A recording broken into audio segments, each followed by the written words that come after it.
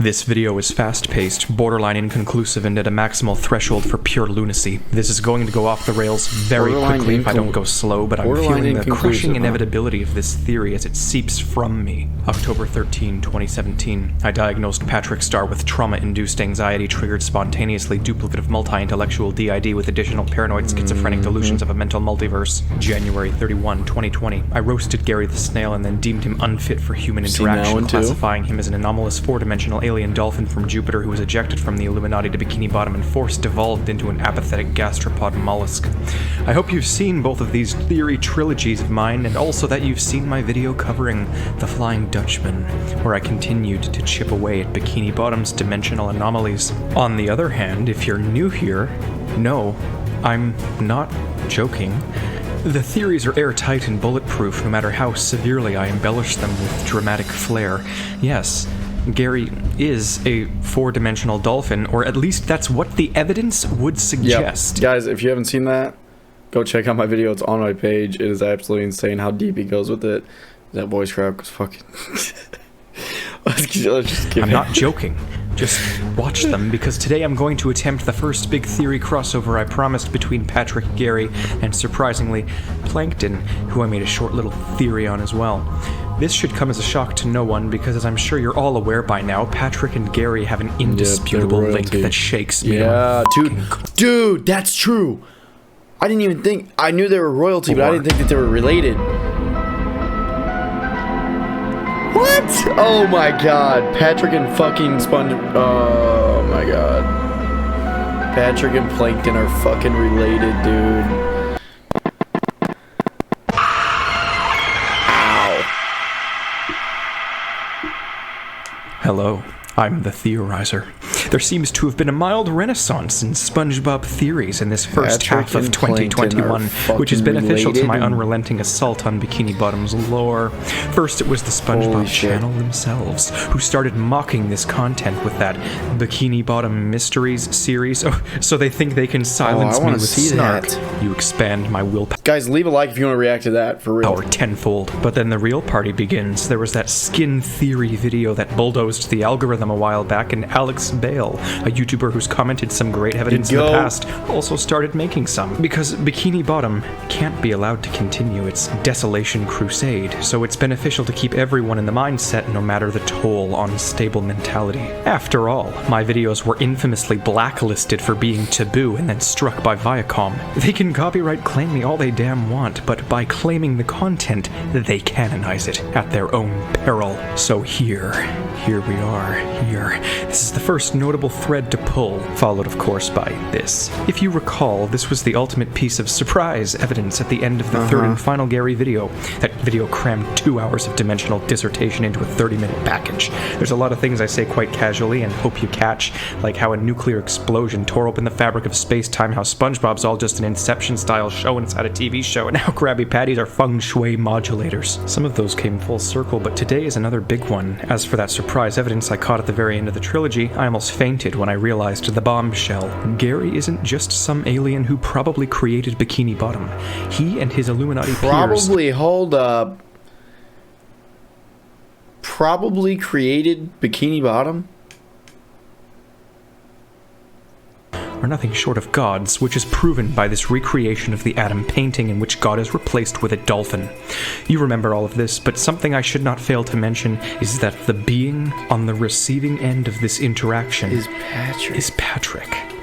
In the context of the episode, you'd think this factor may be to be negligible, but in fact it's not, because of our other highly suspicious link, the family tree. In the previous theories, I dismissed this tree connection because I thought it was irrelevant. This is increasingly appearing not to be the case. Yeah. Why did Gary reincarnate into a body related to Patrick? Well, I think it's for the same reason the dolphins are seen in the divine painting, and for that, we need to know what's going on with Patrick. Oh wait. We already do. If you recall, I determined that Patrick's mind is an ever-evolving landscape, Basically, he has every version of himself from throughout the multiverse crammed into his brain. At first, I thought it was just something he was perceiving, or a fragmentation from some past event, or just some complicated belief system. But as more and more evidence surfaces that Bikini Bottom is a part of something greater, like the profoundly misplaced Jupiter tetrahedron scene, I started drifting into the conclusion that everything was connected with Patrick too. Let me be clear.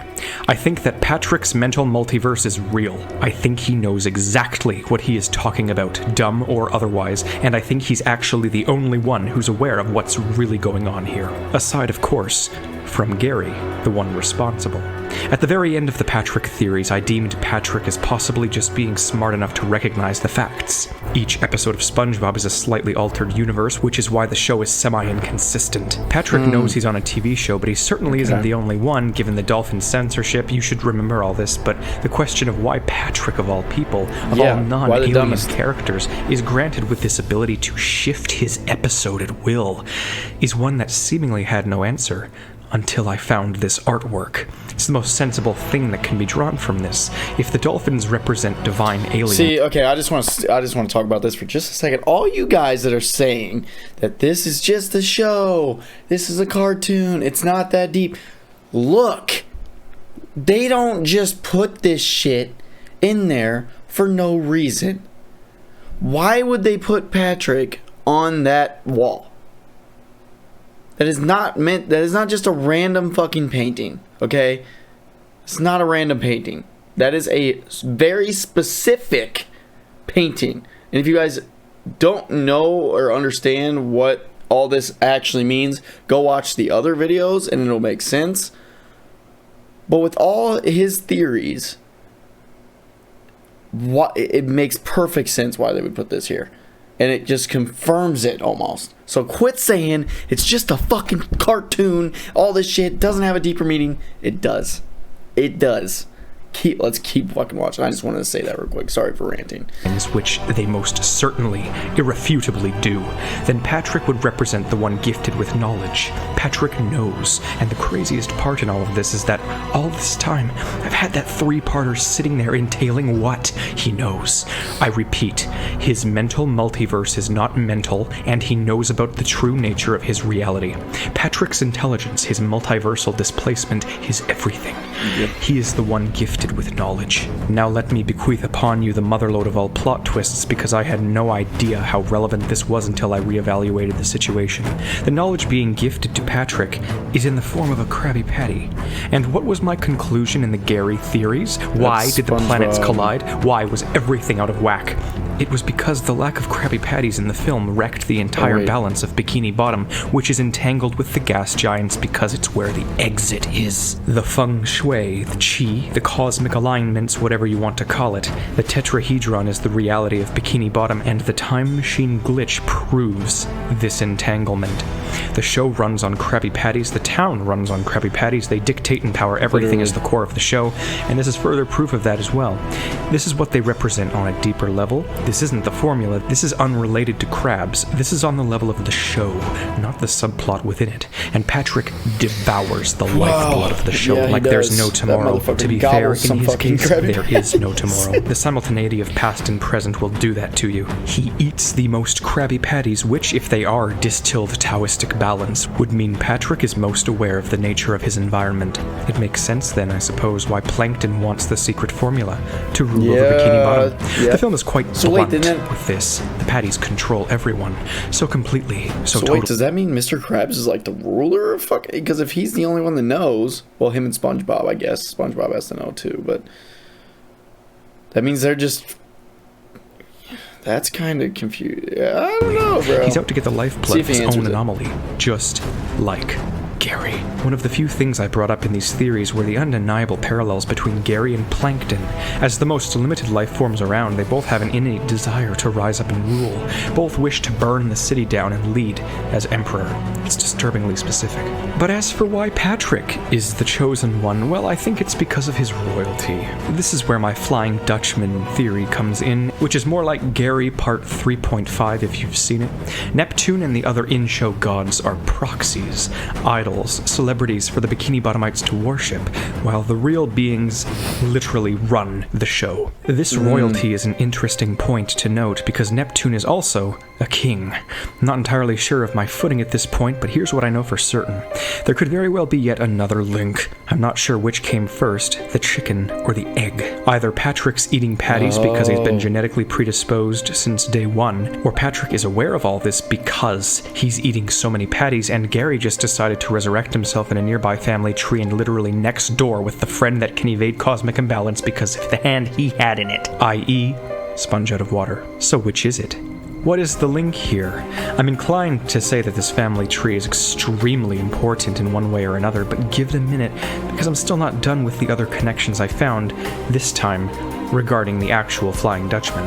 I want to highlight that Atlantis is sort of a precursor civilization, the originals to Bikini Bottom's modernity, the old ones to the new ones. Atlantis is attempt number 1, and it went sour. We know they have power and are to be feared because the Flying Dutchman, who I determined to be a demigod, aware of the dolphins, is afraid of the Atlanteans. Yes, the ghost that reshapes reality just to terrify people, fears these goofy-looking jelly beans, who just so happen to relish in elder god imagery. This is my predicament. Evidence and connections are clicking all of my otherwise contrastive theories together, and I'm horrified.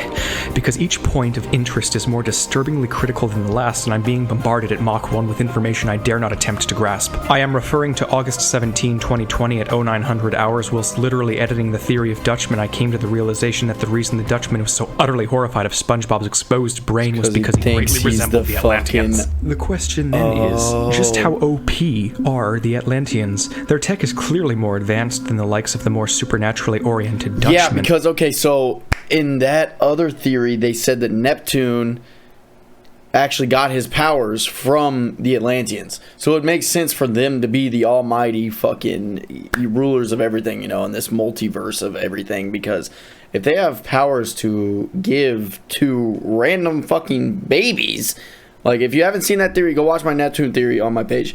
They gave Neptune, as a baby, these powers so that he could just take over Poseidon's kingdom and stuff like that. So if they got that power to do that, I can't even imagine what their limit is.